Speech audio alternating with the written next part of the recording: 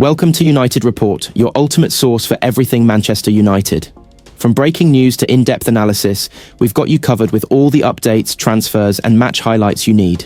If you're a true Red Devil, this is your home. Hit that subscribe button and let's dive into the world of United together. Manchester United brought teenage goalkeeper Ellie Harrison back from his loan spell last month and have now rejected loan offers to keep him at Old Trafford. He was at National League North side Chester in the early months of the season, but continued to impress, and, upon his return, the teenager was thrown straight into the first-team environment by RUBEN AMORIM. Harrison was on the bench for yesterday's home defeat by Crystal Palace, underlining his rising profile. Clubs from League One and League Two are all keen on landing the goalkeeper on loan, but the 18-year-old will spend the rest of the season in Manchester, with the club opting against letting him leave, as first reported by the BBC. Harrison has played for the U21s, but remained part of the first-team picture, which was underlined by the fact he was included during the loss to the Eagles. The teenager is highly thought of and cost the Premier League side £500,000 when they signed him from Stevenage. He's had first-team exposure in the past, with Harrison featuring in the squad across several pre-season friendlies back in the summer, although he wasn't part of the US tour. Andre Onana is the club's #1, but even he has faced his own critics. The Cameroonian was signed under the previous regime, but has made errors that have led directly to goals. In the loss to Wolves, he was beaten direct from a corner and was responsible for a goal scored by Brighton as they won at Old Trafford recently. His understudy Altay Bayindir has continued to see his minutes limited. He was less than impressive in the Carabao Cup loss to Tottenham in December, but just weeks ago was the hero as United knocked out Arsenal in the FA Cup. Harrison is one of the most highly rated youngsters in the academy. He is the second goalkeeper to win the Reserve Player of the Year award, which he won last season. He was also the youngest recipient since Adnan Januzaj scooped the prize. The teenager was part of the team that won the U18 Premier League trophy last term, as he was in goal in the 2-1 win over Chelsea in the final. RUBEN AMORIM was admirably diplomatic when asked if he felt the Manchester United hierarchy had let him down by not signing a striker. "We're trying everything to improve the team without making the same mistakes of the past," said AMORIM after Sunday's 2-0 defeat at home to Crystal Palace. "But this market is really hard on the clubs to make deals. Then you have the urgency, and sometimes, when you're in that moment, you make mistakes." Yet given United have known since the turn of the year that AMORIM wanted Marcus Rashford out, the failure to recruit a replacement is spectacularly negligent, even allowing for an unwillingness to repeat past mistakes. Even more embarrassing is the fact United were unable to get a loan deal over the line for Bayern Munich forward Mathys Tel, with Tottenham seemingly moving in to steal him from under their noses on deadline day. Before Sunday's latest defeat, United introduced two new signings, young duo Patrick Dorgu and Aiden Heaven, to the Old Trafford crowd. Two defenders, when anyone who has had the misfortune of watching United regularly this season will tell you that the one position they needed to address before deadline day was up front.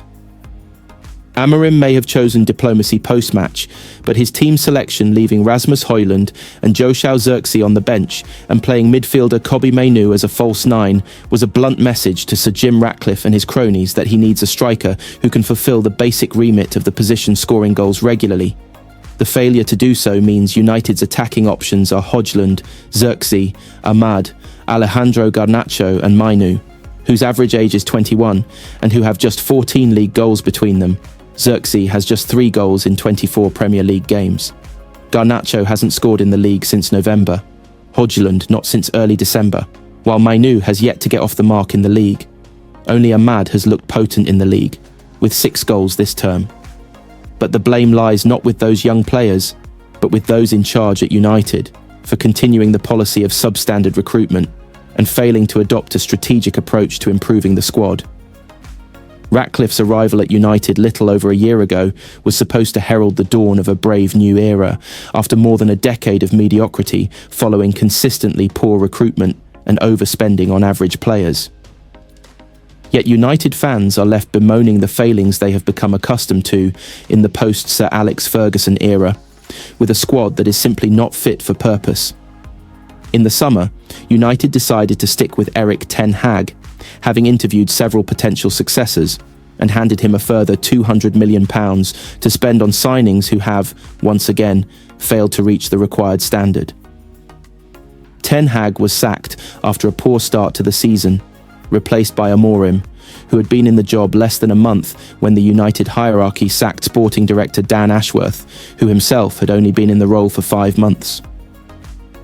That farcical situation, given United's relentless pursuit of Ashworth and £2 million in compensation they paid Newcastle for him, underlined the belief that, for all their bold rhetoric and posturing, Ratcliffe and his acolytes do not have a coherent strategy for making the club successful again.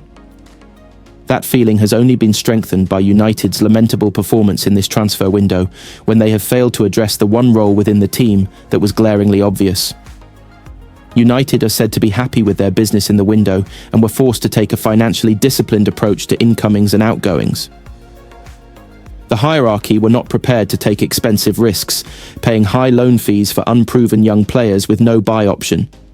United believe such prudence has given them broader scope for the summer window, where there are better options available for players who fit AMORIM's long-term plan.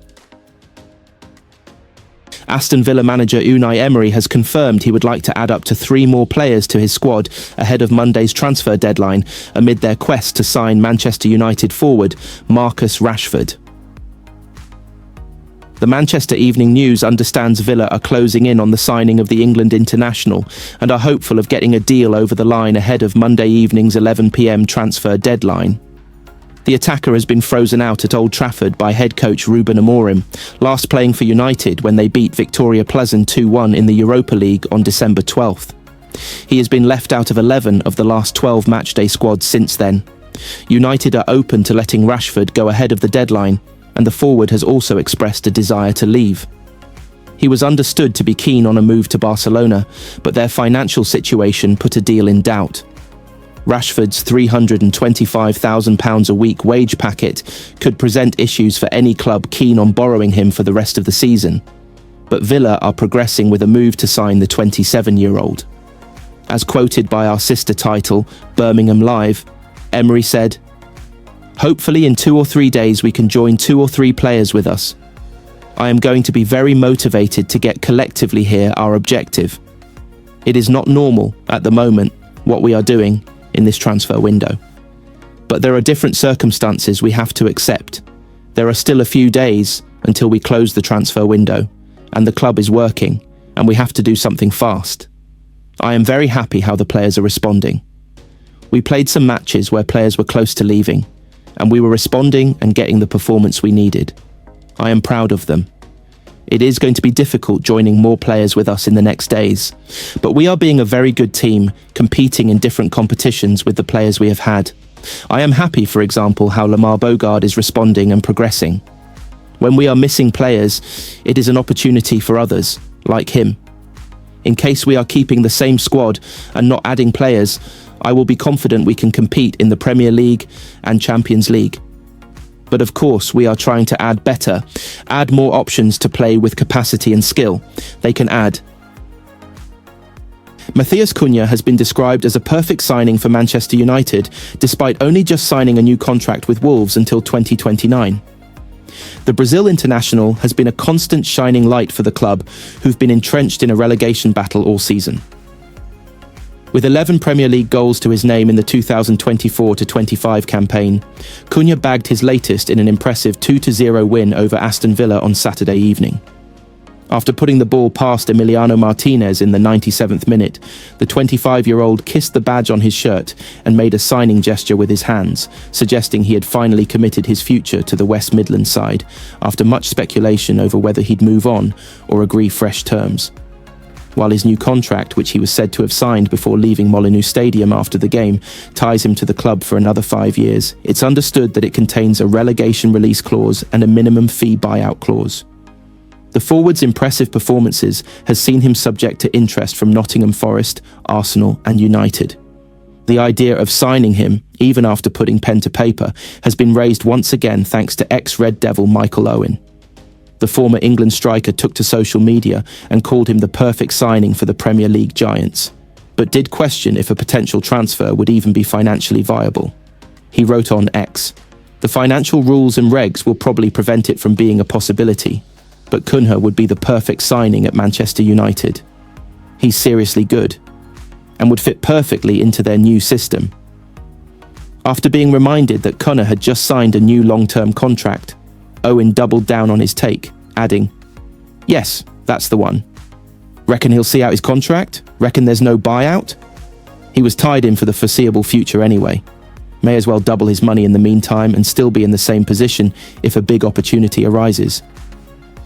Cunha would certainly be a welcome addition to a United team desperate for goals with Rasmus Højlund and Joshua Zirkzee, who both didn't start in United's 2-0 home loss to Crystal Palace on Sunday, seriously lacking in front of goal. After their latest defeat at Old Trafford, AMORIM admitted he knows what the team needs to improve amid their chase for Bayern Munich's Mathys Tel. "We are trying everything to improve the team without making the mistakes of the past, and also trying to balance the urgency of the moment," the 40-year-old said. "We know all of the aspects of our club in the moment, but we are trying everything. This market is really hard on clubs to make some deals. I want to improve the team so badly. I know what the team needs.